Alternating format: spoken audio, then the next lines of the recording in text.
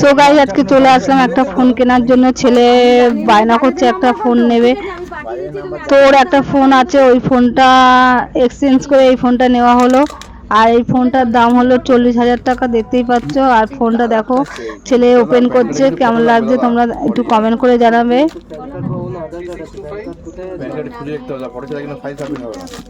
আমি এখন ভাইরাস করব সব কিছু কোন ফাইল লাগাবে কত বয়স হয়নি মেল আইডিতে তোর নামে এইদিকে এইদিকে এইদিকে এইদিকে এইদিকে এইদিকে এইদিকে আর এখন পুজোর সময় দোকানে প্রচণ্ড ভিড় ছিল। আর এই দোকানটা ছেলে অনেকই ফোন কিনেছে। এই দাদাটার দোকান দেখতেই পাচ্ছ, আর এই দাদাটা খুব ভালো। এই দাদার দোকানে পুজোর সময় তোমরা যদি আসো ডিসকাউন্ট পেয়ে যাবে। আর অফার আছে, এখন পুজোর ধামাকা চলছে। গিফট আছে, তোমাদের কুপন গিফট দেবে। কুপন গিফটের মধ্যে তোমরা গিফট পেয়ে যাবে, কিছু না কিছু একটা পাবেই। আর ছেলে দেখো, এই দেখো ফোনটা ওপেন করলো, কেমন দেখতে একটু কমেন্ট করে জানিও ফোনটা।